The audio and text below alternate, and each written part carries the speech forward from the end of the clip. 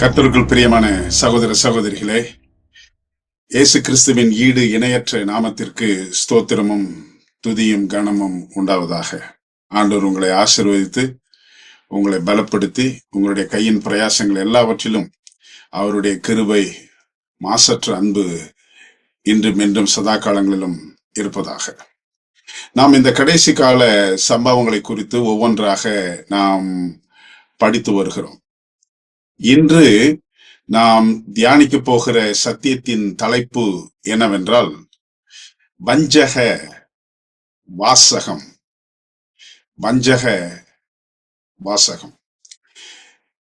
நான் ஆரம்பத்தில் தானே ஒரு சில வசனங்களை நான் வாசிக்க விரும்புகிறேன். காரணம் என்னவென்றால், இன்று அநேக பிரசங்கங்கள் உலகத்தில் ஒவ்வொரு நாளும் செய்யப்படுகிறது. ஒரு குறிப்பாக சொல்ல போனால், ஒரு நாளைக்கு உலகமெங்கும் 3 லட்சத்திற்கு மேலாக ஒரு நாள் சில நாடுகளிலே பிரசங்கம் செய்யப்படுகிறது. ஏராளமான பிரசங்கிமார்கள், ஏராளமான பிரசங்கங்கள் ஆண்டவருடைய பிள்ளைகளுக்கு செய்யப்படுகிறது. இந்த கடைசி காலத்திலே இப்படிப்பட்ட பிரசங்கங்களை குறித்து, இப்படிப்பட்ட வசனங்களை குறித்து தேவன் என்ன சொல்லுகிறார்? இதைத்தான் இன்று நாம் பாடமாக எடுத்துக்கொள்கிறோம். ஆரம்பத்தில் தானே நான் ஒரு 2 வசனங்களை வாசிக்க விரும்புகிறேன். எசேக்கியேலின் புஸ்தகம், பிறகு வெளிப்படுத்தின புஸ்தகம். இதுல 2லயும் ஒரு வசனத்தை எடுத்து நான் வாசிக்கிறேன்.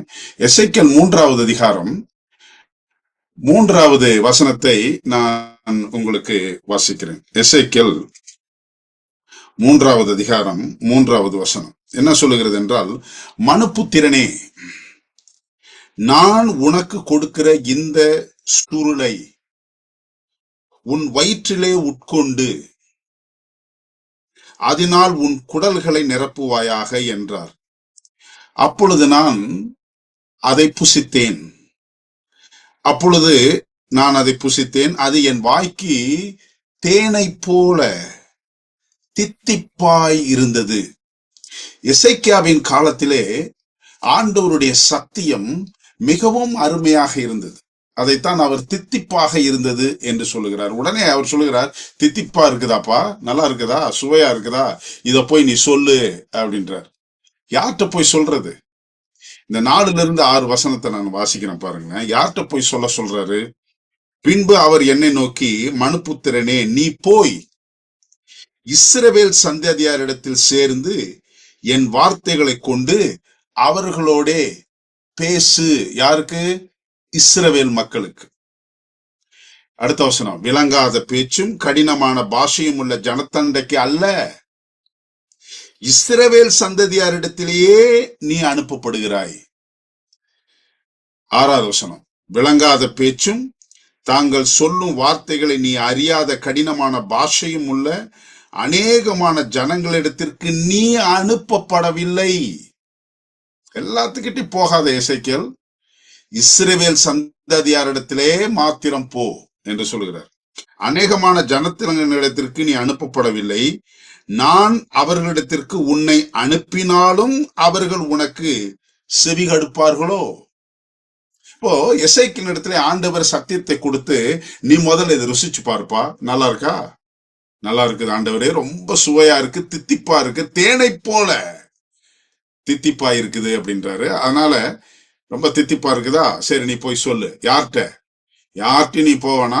இஸ்ரவேல் சந்ததியாரிடத்திற்கு மாத்திரம் போ. இது ஒரு வசனத்தை. அப்போ ஆண்டவர் அற்புதமான சத்தியத்தை கொடுத்திருக்கிறார்.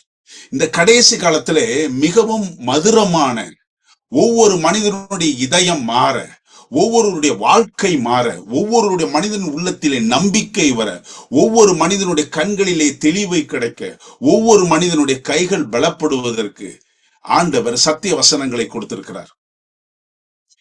சரி, வெளிப்படுத்தின புத்தகத்துல நீங்க வாசிக்கும் பொழுது இதே போன்ற ஒரு வசனம் இந்த கடைசி காலத்துல இருக்கிறது. வெளிப்படுத்தல் 10வது அதிகாரத்திலே இந்த வசனம் இருக்கிறது. வெளிப்படுத்தல் 10வது அதிகாரத்திலே 8லிருந்து நான் 10 வசனத்தை வாசிக்கிறேன். நான் வானத்திலிருந்து பிறக்க கேட்ட சத்தம் மறுபடியும் என்னுடனே பேசி, சமுத்திரத்தின் மேலும் பூமியின் மேலும் நிற்கிற தூதனுடைய கையில் இருக்கும் திறக்கப்பட்ட சிறு புஸ்தகத்தை நீ போய் வாங்கிக்கொள் என்று சொல்ல. 9வது வசனம். நான் தூதனிடத்திலே போய் அந்த சிறு புஸ்தகத்தை எனக்கு தாரும் என்றேன். அதற்கு அவன், நீ இதை வாங்கி புசி. எசேக்கியாள்கிட்ட சொன்ன அதே சத்தியம் வெளிப்படுத்தல யோவானுக்கு சொல்லப்படுகிறது. நீ இதை வாங்கி புசி, இது உன் வயிறுக்கு கசப்பாயிருக்கும், ஆகிலும் உன் வாய்க்கு இது தேனை போல மதுரமாயிருக்கும். எசேக்கியா தீர்க்கதரிசி சுவைத்த, அவனுடைய நாக்கில் அவனுடைய உள்ளத்தில் ஏற்பட்ட அதே சுவை இங்க ஆண்டவர் யோவானுக்கும் வாக்கு தத்தமாக சொல்கிறாரு. எப்பா, அது நீ சாப்பிடும் பொழுது உன் வாய்க்கு ரொம்ப மதுரமா இருக்கும்பா, ஆனால் வயிற்றுக்கு கசப்பா இருக்கும், தேனை போல மதுரமாய் இருக்கும் என்றான். நான் அந்த சிறு புஸ்தகத்தை தூதனுடைய கையில் இருந்து வாங்கி அதை புசித்தேன். என் வாய்க்கு அது தேனை போல மதுரமாய் இருந்தது. நான் அதை புசித்த உடனே என் வயிற்றுக்கு கசப்பாயிற்று. என்ன நடக்குது இங்க? வாய்க்கு இனிப்பா இருக்கு, வயிற்றுக்கு எப்படிதான் இருக்குது? வாய்க்கு நல்லா இருந்தா, ஆரோக்கியமா இருந்தா, தேனை போல மதுரமா இருந்தா அது வயிற்றுக்கும் ஆரோக்கியமா இருக்கும். ஆனா என்ன அப்படின்னு சொன்னா, வாயிலே கொடுக்கப்பட்ட அந்த அற்புதமான பிரசங்கம், அற்புதமான சத்தியம், அது போக போக போக கசப்பாக மாறுகிறது. இந்த கடைசி காலத்திலே ஆண்டவருடைய மதுரமான, தேனை போல மதுரமான சத்தியம், அவருடைய வார்த்தை, திரு வாக்கு எப்படி ஆகிறது என்றால், அது கலப்படமான சாத்தானுடைய செய்கையாக சில சமயங்களிலே மாறிவிடுகிறது. அதனால ஆண்டவர் இந்த கடைசி காலத்திலே ஒரு எச்சரிப்பின் செய்தியை நமக்கு தருகிறார். நம்ம எல்லாம் படிக்கிறோம், முத்திரையை குறித்து படிக்கிறோம், மிருகத்தின் முத்திரையை குறித்து படிக்கிறோம், அந்தி கிறிஸ்துவ பத்தி படிக்கிறோம், 666 பத்தி. ஆனா சமயங்களிலே இதற்கெல்லாம் மூல காரணம் என்ன என்றால், சத்தியம் சத்தியமாக போகாமல் இருப்பதற்காக. அதனாலதான் இந்த நாளின் தலைப்பு வஞ்சக வாசகம். 2 தீமோத்தேயின் புஸ்தகத்துல நான் ஒரு வசனத்தை நான் வாசிக்கிறேன். இதுதான் ஆண்டவர் கொடுக்கிற ஒரு எச்சரிப்பு. அற்புதமான இந்த தேனை போன்ற மதுரமான சத்தியம் மக்களுக்கு எப்படி போய் சேருகிறது, எப்படி அதை உட்கொள்ளுகிறார்கள், எப்படி ஏற்றுக்கொள்கிறார்கள்.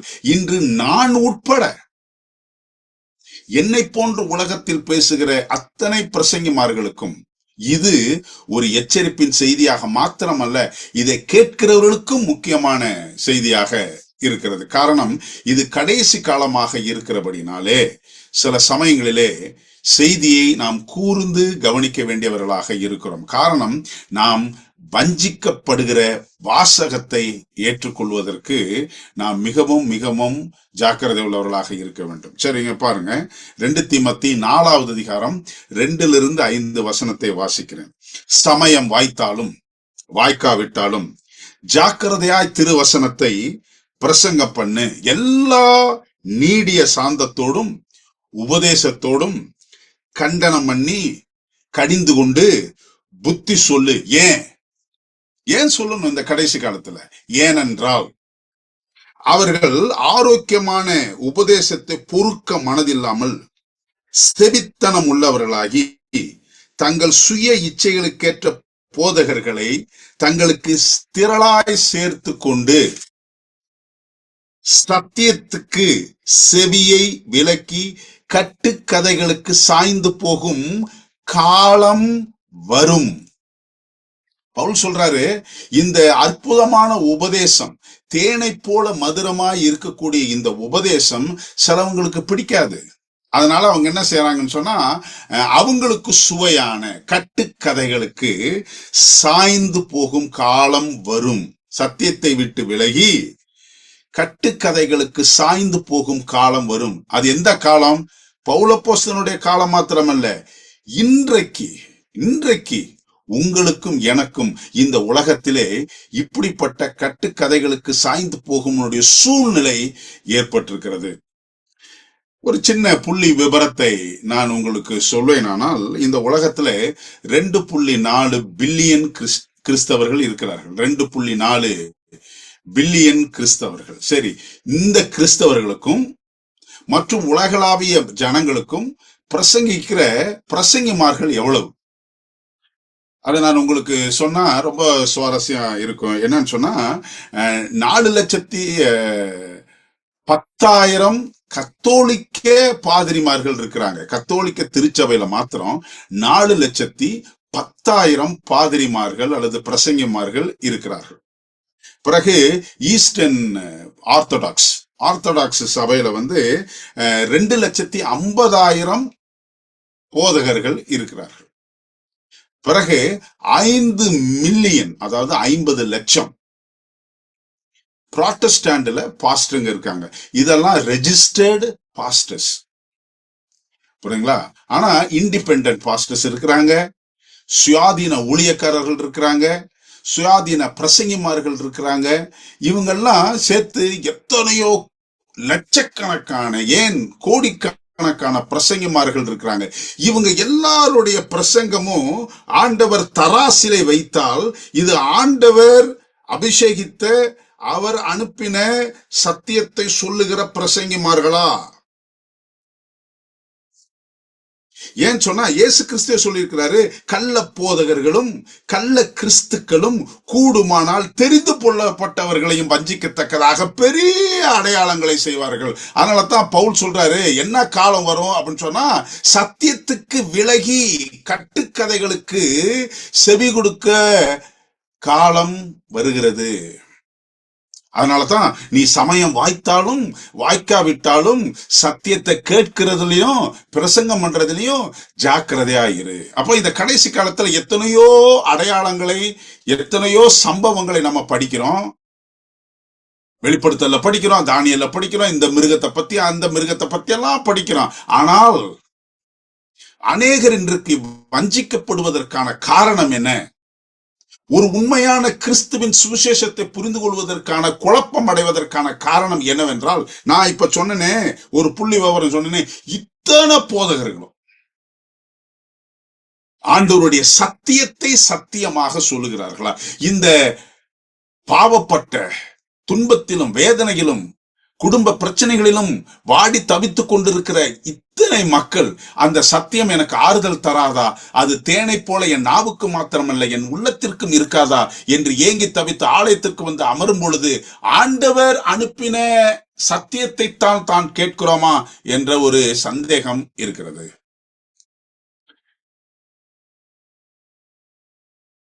யோனா சரியான சத்தியத்தை சரியானபடி சொன்னார். யோனா அப்போ 1,20,000 பேர் ஒரே பிரசங்கத்தில் மனம் மாறினார்கள். நினிவே காப்பாற்றப்பட்டது. எசேக்கியேல் சரியான நேரத்தில் சரியான செய்தியை கொடுத்தார். இஸ்ரவேல் மக்களின் கண்கள் திறந்தது. ஏன்? இயேசு கிறிஸ்து மத்தேயு 24வது அதிகாரத்திலே சரியான நேரத்தில் சரியானபடி அடையாளங்களை கொடுத்தார். அதனால 70வது வருஷத்திலே அந்த எருசலேம் அழிக்கப்படும் பொழுது, தேவாலயம் எரிக்கப்பட்டு போன பொழுது ஒரு கிறிஸ்தவன் கூட மரிக்கவில்லை என்று புள்ளி விவரம் சொல்லுகிறது. காரணம் என்ன? இயேசுவும் சரி, எசேக்கியேலும் சரி, யோனாவும் சரி சரியான நேரத்தில் சரியான செய்தியை கூறினார்கள். ஆனால் இன்று எப்படி? தமிழிலே ஒரு பழமொழி இருக்கிறது, கம்பெடுத்தவெல்லாம் வேட்டக்காரன் சொல்லிட்டு.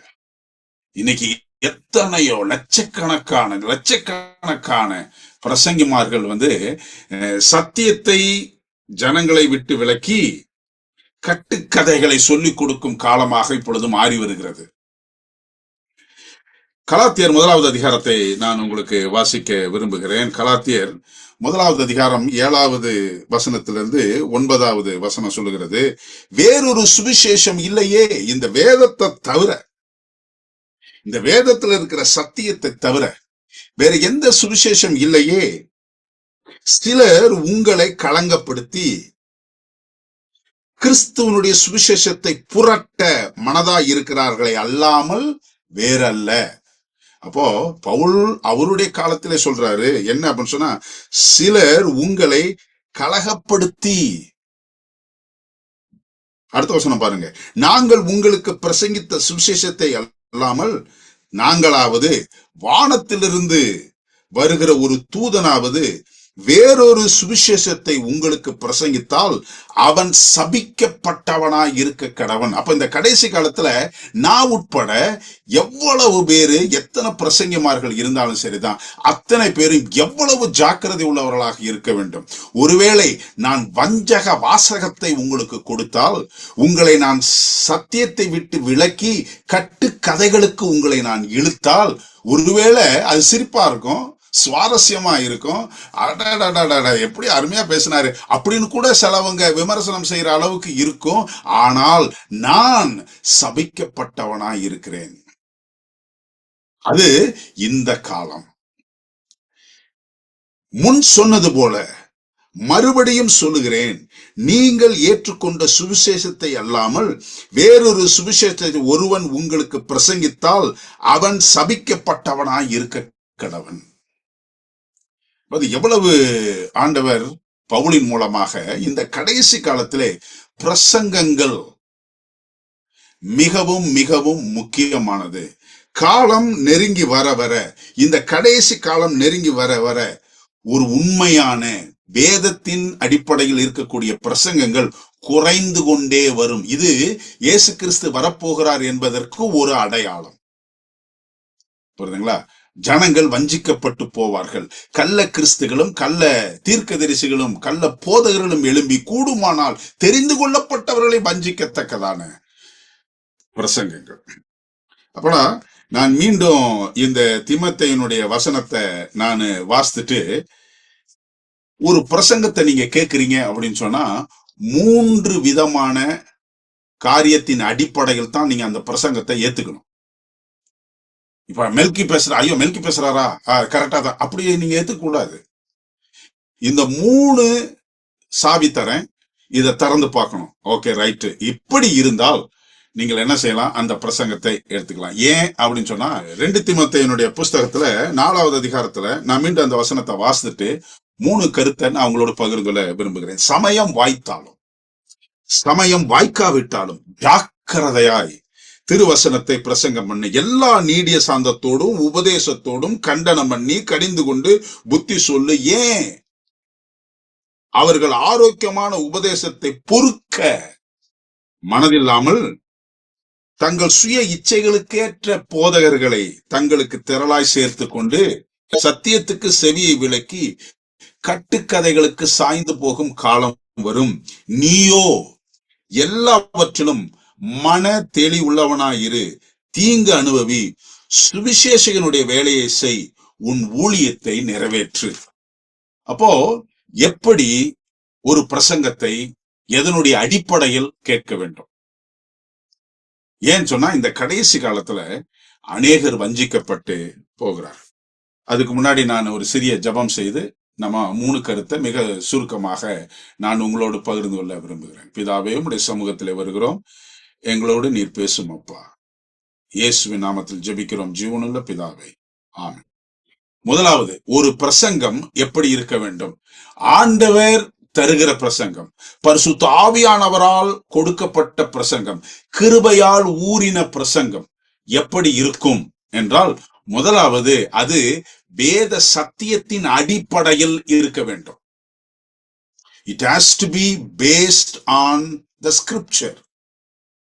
வேதத்தின்படி இருக்க வேண்டும். ஒவ்வொரு கருத்தும் ஒவ்வொரு நிரூபணமும் வேதத்தின் ஆதாரத்தோடு இருக்க வேண்டும். நான் ஒரு சிங்கம் வந்துச்சு அப்படின்னு சொல்லிட்டு நான் எதையாவது சொல்லக்கூடாது.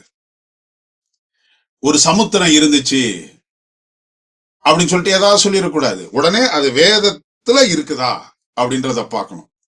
அப்ப நீங்க கேட்கும் பொழுது சில சமயம் சுவாரஸ்யமா இருக்கும்.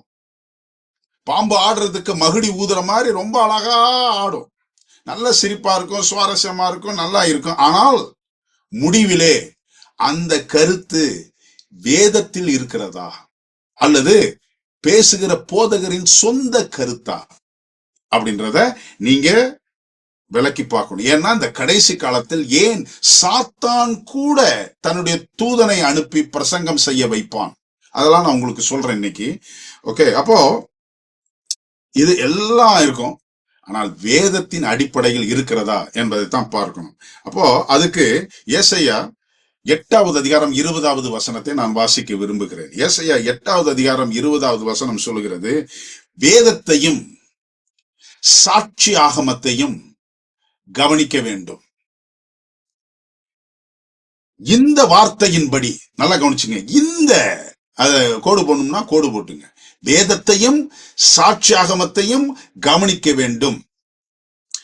இந்த வார்த்தையின்படி சொல்லாவிட்டால் அவனுக்கு விடியற் காலத்து வெளிச்சம் இல்லை. அத பவுல் கொஞ்சம் அழுத்தி சொல்றாரு, அவன் சபிக்கப்பட்டவன் அப்படின்னு சொல்லிட்டு.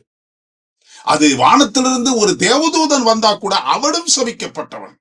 அப்ப எவ்வளவு அந்த சுவிசேஷத்தின் மேல அப்போஸ்தலனாய பவுலுக்கு நம்பிக்கை இருக்குதுன்னு பாத்தீங்க. ஏன் தெரியுமா? அப்போஸ்தலனாய பவுல் பிரசங்கித்த அத்தனை பிரசங்கிகளும் வேதத்தையும் சாட்சியாகமத்தையும் அடிப்படையில் இருந்தது.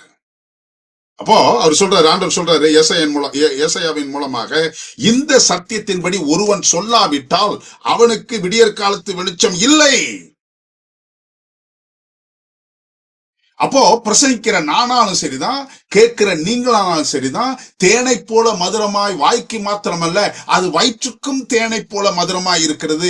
என் வாழ்க்கைக்கு ஆரோக்கியமாக இருக்கிறது, ஆறுதலாக இருக்கிறது, அத்தியாவசியமாக இருக்கிறது, அன்பாய் இருக்கிறது என்பதை புரிந்து கொள்கிறதுக்கு முதல்ல என்ன செய்யணும்னு சொன்னா, நான் கேட்டுட்டு வந்துட்டு இந்த சத்திய வேதத்தின் அடிப்படையில் தான் சொல்லப்பட்டது என்பதை நான் உறுதி செய்து கொள்ள வேண்டும். இல்ல அப்படின்னு சொன்னா நான் கட்டுக்கதைகளுக்கு பின்னா போயிட்டு இருக்கிறேன் அப்படின்னு அர்த்தம். வெளிப்படுத்தல்ல 6வது அதிகாரம் 5வது முத்திரையை குறித்து சொல்லுகிறது. வெளிப்படுத்தல் 6வது அதிகாரத்துல நீங்க பாத்தீங்கன்னா, அங்க அற்புதமான ஒரு வசனம் இருக்குது. 9வது வசனத்துல இருந்து நான் வாசிக்கிறேன். வெளிப்படுத்தல் 6வது அதிகாரம் 9-11.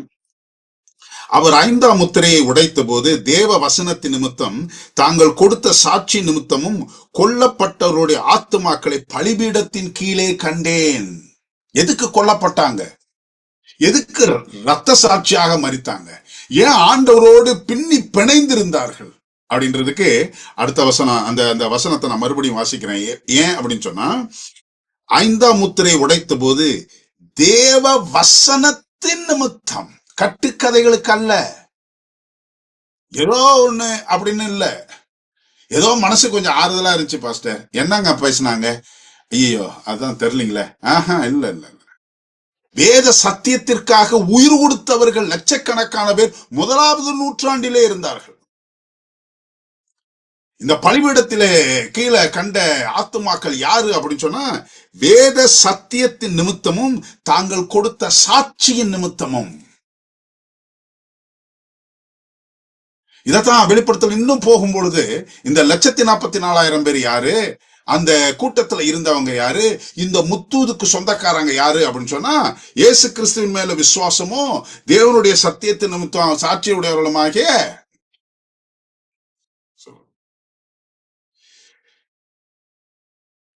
மே 4ஆம் தேதி, இப்போ ஒரு 10 நாளைக்கு முன்னாடி, மே 4ஆம் தேதி மான்செஸ்டர் பக்கத்துல ஒரு வீடு டெடிகேட் பண்ணணும் அப்படின்னு சொல்லிட்டு ஆண்டவர் எனக்கு ஒரு அழைப்பு கொடுத்தார். அப்போ அவங்க ஒரு நல்ல இது, அவங்க பூர்வீகம் எல்லாம் இலங்கை சார்ந்தவங்க. அப்போ நான் பிரசங்கத்துக்கு முன்னாடி அந்த வீட்டை வாங்கினவங்க, அந்த வீட்டு சொந்தக்காரங்க சாட்சி கொடுக்கணும் அப்படின்னு சொல்லிட்டு சொல்ல அவங்க சாட்சி கொடுத்தாங்க. அவங்கள பத்தி இன்னொருத்தரும் சாட்சி கொடுத்தார். அவங்கள பத்தி ஒருத்தர் 2 பேர் பேசினாங்க. அதுல எனக்கு ரொம்ப பிடிச்சது ஒரு சாட்சி. சொல்றாங்க, நாங்க இலங்கையில இருக்கோம்.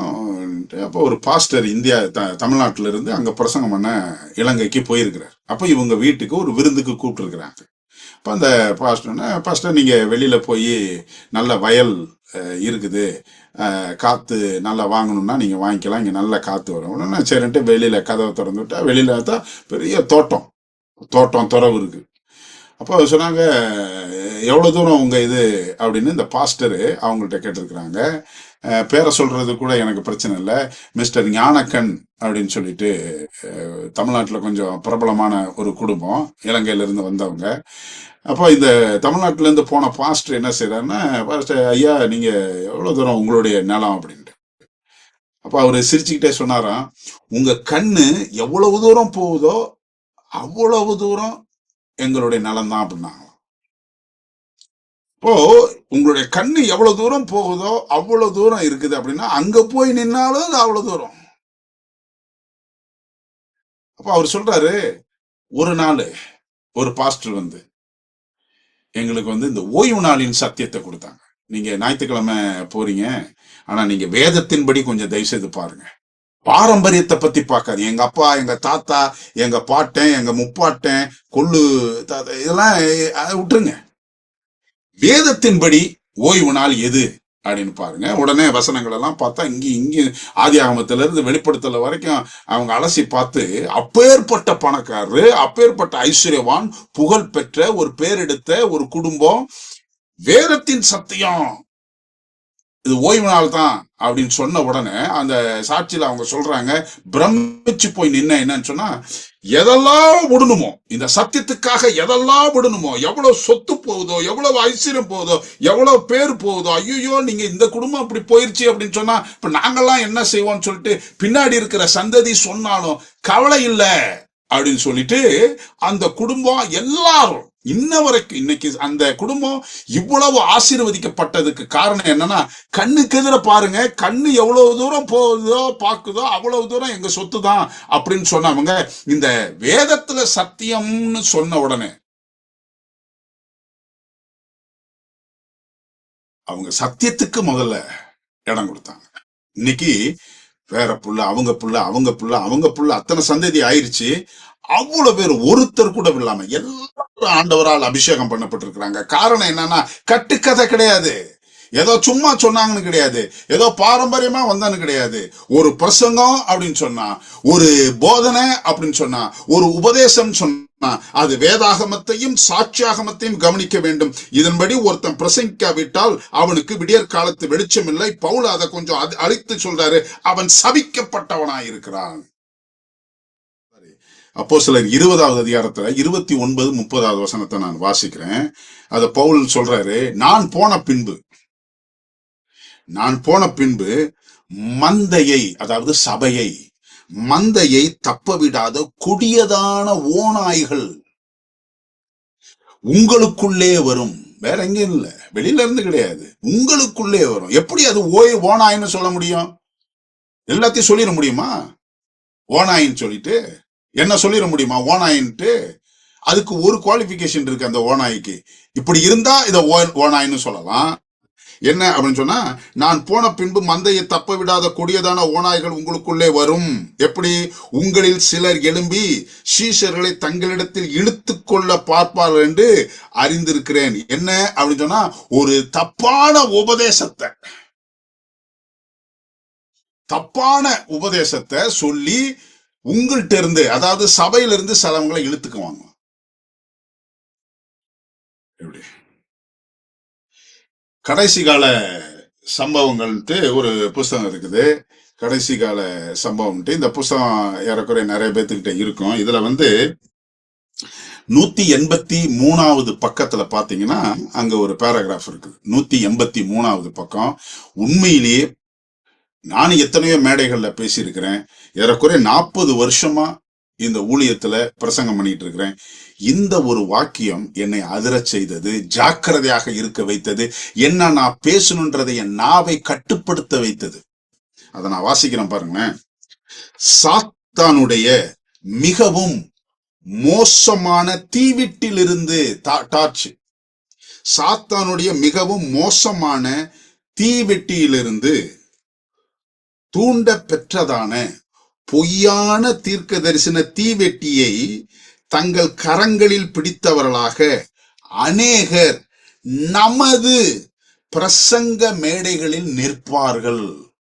அந்த புஸ்தகத்துல இருக்கு. 183வது பக்கத்துல பாத்தீங்கன்னா இருக்கு. என்ன அப்படின்னு சொன்னா, சாத்தான் ஒரு சுடரை வச்சிருக்கிறான், ஒரு தீவிட்டிய. அந்த தீவிட்டியில நெருப்பு எடுத்து வச்சுக்கிட்டு தங்கள் கரங்களில் பிடித்தவர்களாக அநேகர் நமது பிரசங்க மேடைகளில் நிற்பார்கள். அப்போ பார்க்கும் பொழுது ஆஹா அப்படின்னு இருக்கும், வெளிச்சமா தான் இருக்கும். ஆனா அது யார்கிட்ட வந்ததுன்னு பாத்தீங்கன்னு சொன்னா, அது சாத்தானுடைய தீவீட்டில் இருந்து வந்து நமது திருச்சபையினுடைய மேடைகளில் நிற்பார்கள். அதனால பிரசங்கம் யாரு பேசினாலும் சரிதான், எப்பேற்பட்ட பிடிக்காத எந்த பிரசங்கமார்களாக இருந்தாலும் சரிதான், நீங்க அந்த பிரசங்கங்களை கேட்கும் பொழுது, நான் அந்த பிரசங்கத்தை செய்யும் பொழுது, வேதத்தையும் சாட்சியாகமத்தையும் அடிப்படையாக வைத்து எழுதப்பட்டதா, சொல்லப்பட்டதா, பிரசங்கிக்கப்பட்டதா, கேட்கப்பட்டதா என்பதை ஜாக்கிரதை உள்ளவராக. ஏன் வாய்க்கு தேனை போல மதுரமா இருந்தது, வயிற்றுக்கு கசப்பா இருந்ததுக்கு காரணம் என்னன்னா, ஏன் ஓநாய்கள் வந்து அநேக சீஷர்களை கொண்டு போவதற்கான காரணம் என்ன அப்படின்னு சொன்னா, ஏன் வஞ்சக வாசகம் கொடுக்கப்படுகிறது என்னன்னு சொன்னா, சாத்தானுடைய தீவிட்டில் இருந்தும் பிரசங்கங்கள் புறப்படுகிறது. அப்போ நம்ம சும்மா கேட்டுட்டு வீட்டுக்கு போய் தூங்கிடக்கூடாது. கேட்ட பிரசங்கம் பைபிள்ல ஆதாரம் இருக்கிறதா அப்படின்னு பார்க்கணும். சரி, இது ஒன்று. ரெண்டாவது என்ன அப்படின்னு சொன்னா, எதை பார்க்கணும் சொன்னா, கிறிஸ்துவை உயர்த்தி பிடிக்கும் பிரசங்கமாக இருக்க வேண்டும். முதல்ல என்ன, வேதத்தின் அடிப்படையில் இருக்க வேண்டும்.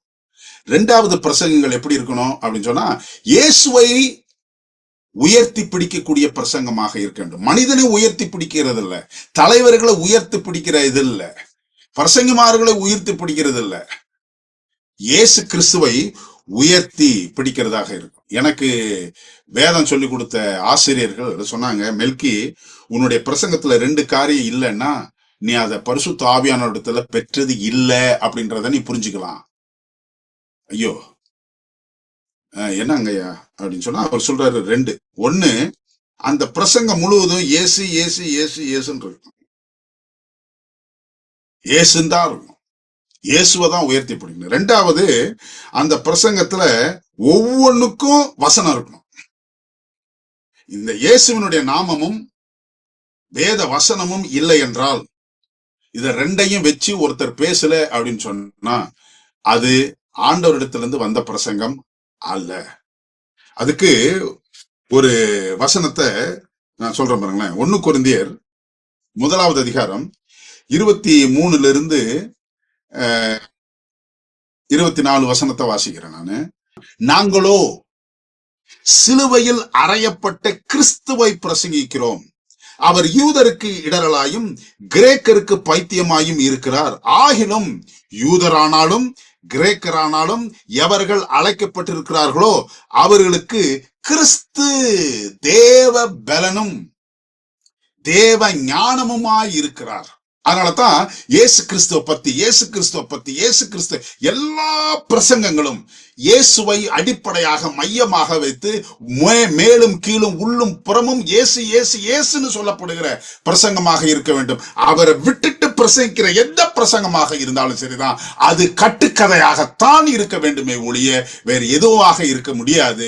ஏன் அப்படின்னு சொன்னா, அது தேவ பலனும் தேவ ஞானமுமாய் அவர் இருக்கிறார். 1993வது வருஷத்துல திருநெல்வேலியில நாசரேத் அப்படின்ற இடத்துல பாஸ்டர் 1993 அங்க இருக்கக்கூடிய சில ஊருங்களுக்கு பாஸ்டர். இப்போ ஒருத்தர் என்னை சந்திக்கணும், பாஸ்டர் என்னுடைய அனுபவத்தை உங்கள்கிட்ட கண்டிப்பா பகிர்ந்துக்கணும் அப்படின்னு சொல்லிட்டு வந்தாரு. அதனால என்னங்க வாங்க, எனக்கும் சந்தோஷமா இருக்கும் அப்படின்னு சொல்லிட்டு அவர் சொன்னாரு, பாஸ்டர் நாங்க வந்து இந்துவும் இல்ல கிறிஸ்தவனும் இல்ல, அப்படி ரெண்டும், இங்கேயும் போய்க்குவேன் அங்கேயும் போய்க்குவேன். இயேசு ஆமா அவரும் தெய்வம்னு, விநாயகரா ஆமா அவரும் தெய்வம் அப்படின்ற ஒரு இடப்பட்ட ஒரு சூழ்நிலையில என்னுடைய நம்பிக்கை விசுவாசம் இருக்குது பாஸ்டர். என்னுடைய மனைவி என்ன காட்டிலும் இயேசுவின் மேல நம்பிக்கை அதிகமா வச்சிருக்கிறாரு. சரிங்க, அதனால என்ன அப்படின்னா, இது போன வாரம் பாஸ்டர் இங்க நாசிரத்துல ஒருத்தர் வந்து ஒரு கூட்டம் போட்டார்ல, சுவிசேஷ கூட்டம். ஆமா, அதுல என் மனைவி போனாங்க பாஸ்டர். சரிங்க, அப்பா அந்த பாஸ்டர் பிரசங்கம் பண்ணார். சரிங்க, பிரசங்கம் பண்ணிட்டு நீங்க வந்து இது மாதிரி நாங்க வந்து உலகம் முழுவதும் இந்த சத்தியத்தை நாங்க கொண்டு போகணும், உலகம் முழுவதும் பிரசங்கம் பண்ணணும், அதனால உங்களுக்கு இருக்கிற காணிக்கைகள் மூலமாக எங்களுக்கு ஆதரவு கொடுங்க அப்படின்னு கேட்டாங்க. அப்புறம் ஒரு ஜெபம் பண்ணாரு. ஜெபம் பண்ண உடனே அங்க இருக்கக்கூடிய உதவியாளர்கள், போதகர்கள், எல்லா மூப்பர்கள் யாரா இருந்தாலும் அவங்கெல்லாம் வந்து உடனே ஒரு பெரிய பையை எடுத்துட்டு எல்லாத்திட்டு வந்தாங்க பாஸ்டர். கடைசியில என் மனைவிட்ட வந்தாங்க. என் மனைவி எதிர்பார்க்கல. என்ன எதிர்பார்க்கல அப்படின்னு சொன்னா, காணிக்கை எடுப்பாங்க அப்படின்னு எதிர்பார்க்கல. அதனால அவங்க இல்ல அப்படின்னு சொல்லிட்டாங்க. அப்போ பாஸ்டர் அவர் ஒரு வசனத்தை சொன்னாரு. என்ன வசனாங்க ஐயா?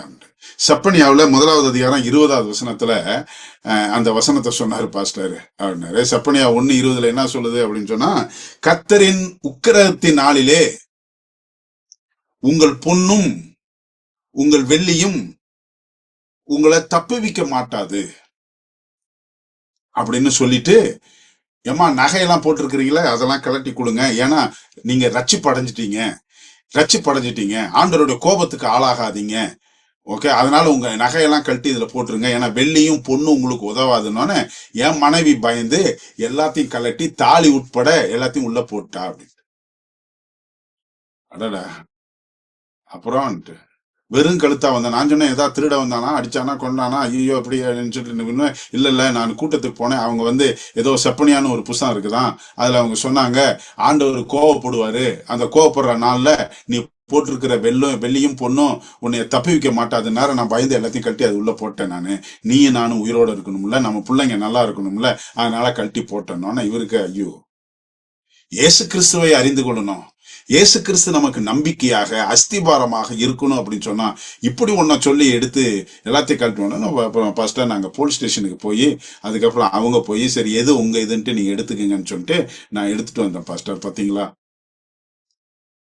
எனக்கு அவரு அனுபவம் சொல்றதுன்றது ஒரு பக்கம், நான் என் காதுல என்ன கேக்குதுன்னா, நீ ஒரு பாஸ்டா இருக்கிற, ஒழுங்கா பேசு ஒழுங்கா பேசு ஒழுங்கா பேசு, அது இயேசுவை பத்தி பேசு, பொருளுக்காகவோ புகழுக்காகவோ பதவிக்காகவோ அல்லது அடுத்தவங்க பாராட்டணுன்றதுக்காகவோ இல்ல இப்படின்றதுக்காகவோ அப்படின்றதுக்காகவோ இல்ல 4 பேர் சபையில வரணுன்றதுக்காகவோ அப்படியெல்லாம் கிடையாது. சத்தியத்தை சத்தியமா, அசத்தியத்தை அசத்தியமா, போலிய போலியா, நிஜமானது நிஜமானதா நீ சொல்லணும். அதுதான் 2 கொரிந்தியர்ல ஒரு வசனம் நான் உங்களுக்கு வாசிக்கிறேன். 2 கொரிந்தியர் 4வது அதிகாரத்துல 5வது வசனத்தை நீங்க பாத்தீங்க அப்படின்னு சொன்னா எனக்கு ரொம்ப பிடிச்சமான வசனம். நாங்கள் எங்களையே பிரசங்கிக்காமல், எப்படி நாங்கள் எங்களையே பிரசங்கிக்காமல் கிறிஸ்து இயேசுவை கர்த்தர் என்றும் எங்களையோ இயேசுவின் நிமித்தம் உங்கள் ஊழியக்காரர் என்றும் பிரசங்கிக்கிறோம். நாங்கள் எங்களை பத்தி பேசல, ஐயோ மெல்கி இப்படி அப்படி, நாங்கள் கர்த்தராகிய இயேசு கிறிஸ்துவை தான்.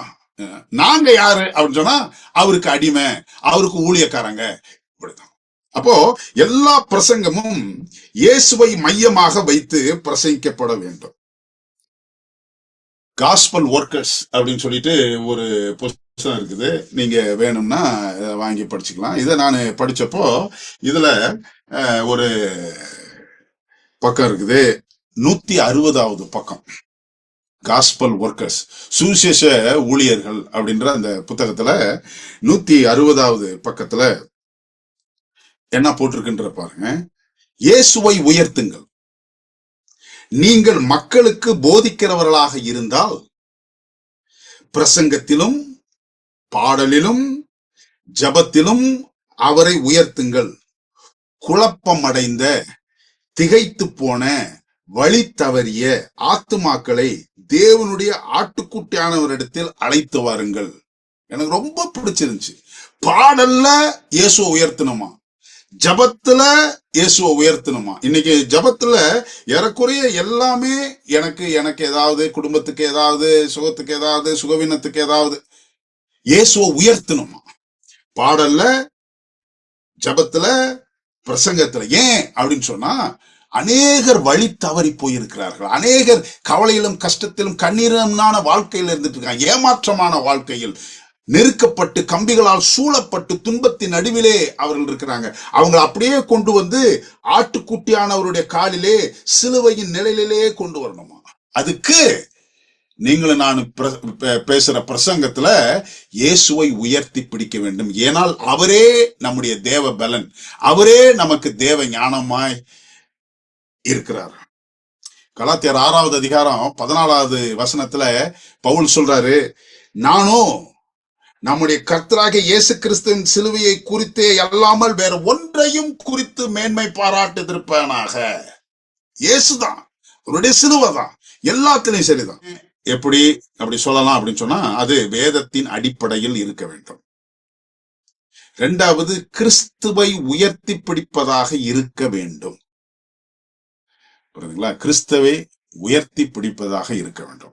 இந்த கடைசி காலத்துல அநேகர் வஞ்சிக்கப்பட்டு போவதற்கான, சத்தியத்தை ஏற்றுக்கொள்ள முடியாமல் பாரம்பரியமும் மற்ற காரியங்களும் இருப்பதற்கான காரணம் என்னன்னு சொன்னா, வஞ்சகமான வாசகம்.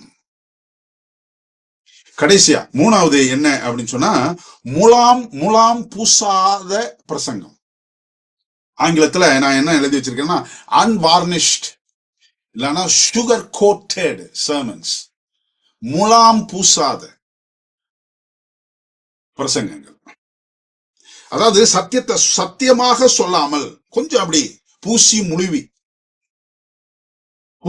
ஆங்கிலத்துல என்ன சொல்லி கொடுக்குறாங்க அப்படின்னு சொன்னா, காம்ப்ரமைஸ்டு சர்மன். அப்படியே சரிங்களா, அது உங்களுக்கு தகுந்த மாதிரி பேசிடுறது. சத்தியத்தை சத்தியமாக சொல்லாமல் இருப்பது கட்டுக்கதைகளுக்கு சமம். நான் 2 வசனத்தை வாசிக்கிறேன், நான் சீக்கிரம் முடிக்க போறேன், நேரமாகுது. கொலேசியர் 4வது அதிகாரத்துல 6வது வசனத்தை பாருங்க. அவனவனுக்கு இன்னின்னபடி உத்தரவு சொல்ல வேண்டும் என்று நீங்கள் அறியும்படிக்கு உங்கள் வசனம் எப்பொழுதும் கிருபை பொருந்தினதாயும் உப்பால் சாரமேறினதாயும் இருப்பதாக. ஒரு பிரசங்கத்தை ஆண்டவர் எந்த அளவுக்கு உறுதியாய், உற்சாகத்தோடு, உத்தரவாதத்தோடு அந்த செய்தியை சொல்றாரு பாருங்க. என்ன அப்படின்னு சொன்னா, அவனவனுக்கு இன்னபடி உத்தரவு சொல்ல வேண்டும் என்று நீங்கள் அறியும்படிக்கு உங்கள் வசனம் எப்பொழுதும் கிருபை பொருந்தினதாயும் உப்பால் சாரமேறினதாயும் இருப்பதாக. முலாம் பூசுறது கிடையாது, கிருபையில ஊறின பிரசங்கம், உப்பால் சாரம் ஏறின பிரசங்கம், ஆண்டவருடைய பரிசுத்த ஆவியானவரால் அங்கீகரிக்கப்பட்ட பிரசங்கம், அனுமதிக்கப்பட்ட பிரசங்கம். இன்னொரு வசனத்தை நான் வாசிக்கிறேன். பழைய ஏற்பாட்டுல எசேக்கியேலின் புஸ்தகம் 22வது அதிகாரம் 25லிருந்து 28 வாசிக்கிறேன் பாருங்களேன். அதில் உள்ள, அதாவது சபையில இருக்கக்கூடிய அதில் உள்ள தீர்க்கதரிசிகள் அதன் நடுவில் கட்டுப்பாடு பண்ணுகிறார்கள். கெர்ச்சிக்கிற சிங்கம் இறை கவுகிறது போல ஆத்துமாக்களை அவர்கள் பட்சிக்கிறார்கள். திரவியத்தையும் விலை உயர்ந்த பொருட்களையும் வாங்கி கொள்ளுகிறார்கள். அதன் நடுவில் அநேகரை விதவைகளாக்குகிறார்கள். அதன் ஆசாரியர்கள், பாஸ்டர்ஸ், அதன் ஆசாரியர்கள் என் வேதத்துக்கு அநியாயம் செய்து என் பரிசுத்த வஸ்துக்களை பரிசுத்த குலைச்சலாக்குகிறார்கள்.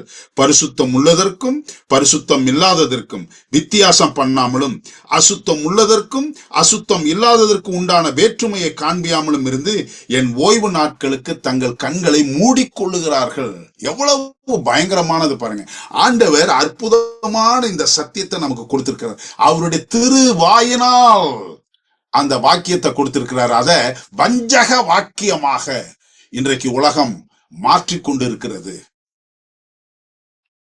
4,10,000 பாஸ்டருங்க இருக்காங்களாம் கேத்தலிக்ல, 2,50,000 ஆர்த்தடாக்ஸ்ல பாஸ்டருங்க இருக்காங்களாம், 50 லட்சம் புராட்டஸ்டன்ட் பாஸ்டருங்க இருக்காங்களாம். இது இல்லாம இண்டிபெண்டன்ட் சர்ச்சஸ் பாஸ்டர், சுயாதீன பாஸ்டர்ஸ், இவ்வளோ பேரும் பிரசங்கம் செய்யும் பொழுது இந்த பிரசங்கங்கள் எப்படி இருக்கிறது சொன்னா, ஆண்டவருடைய வேதத்தின் அடிப்படையில் இருக்க வேண்டும். இயேசு கிறிஸ்து உயர்த்தி பிடிக்க வேண்டும். முலாம் பூசாத சத்தியத்தை சத்தியமாக, பரிசுத்தம் உள்ளதற்கும் பரிசுத்தம் இல்லாததற்கும், அசுத்தம் உள்ளதற்கும் அசுத்தம் இல்லாததற்கும் உள்ள வித்தியாசத்தை காண்பிக்க வேண்டும். முலாம் பூசி பரிசுத்தம் இல்லாதத பரிசுத்த மாதிரி காட்டுறது. எப்படி சாத்தான் ஏவாள் இடத்துல எப்படி இருக்கிறத இல்லாத மாதிரியும் இல்லாதது இருக்கிறத மாதிரியும் காட்டி அந்த அம்மாவை குழப்பினானோ, அதே போல இன்றைக்கு கட்டுக்கதைகளுக்கு சாய்ந்து போகும் காலம் வந்து இருக்கிறது.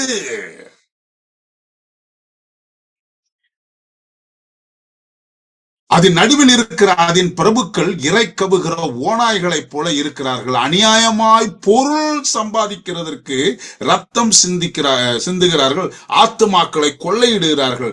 அதன் தீர்க்கதரிசிகள் அபத்தமானதை தரித்து போய் சாஸ்திரத்தை அவர்களுக்கு சொல்லி கர்த்தர் உரைக்காதிருந்தும் கர்த்தராகிய ஆண்டவர் உரைக்கிறார் என்று சொல்லி அவர்களுக்கு சாரமற்ற சாந்தை பூசுகிறார்கள். இதுதான் மூணாவது. இது என்னன்னு சொன்னா முலாம் பூசுகிற பிரசங்கங்கள். ஆண்டவர் உரைக்கல, ஆனா ஆண்டவர் உரைத்தார் என்று சொல்லி, அந்த 8வது வசனம் தான் ஆண்டவர் உரைத்தார் என்று சொல்லி அவர்களுக்கு சாரமற்ற, கொலைசேர்ல வாஸ்தமே கிருபையால் உப்பால் சாரம் ஏறின, அது இல்லாம சாரமற்ற சாந்தை பூசுகிறார்கள். அதனாலதான் மத்தேயு 5வது அதிகாரம் 37வது வசனம் சொல்லுகிறது, உள்ளதை உள்ளதென்றும் இல்லாததை இல்லதென்றும் சொல்லு, இதுக்கு மிஞ்சினது எல்லாம் தீமையாய் இருக்கிறது. எனக்கு பிரியமானவர்களே, என்ன பிரசங்கம் நீங்க கேட்டுட்டு வரீங்க? அந்த பிரசங்கம் 3 காரியத்தின் அடிப்படையில் இருக்கணும். 1, வேதத்தையும் சாட்சியாகமத்தையும் அடிப்படையாக வைக்கணும். 2வது, இயேசு கிறிஸ்துவை உயர்த்தி பிடிக்கிற பிரசங்கமாக இருக்கணும்.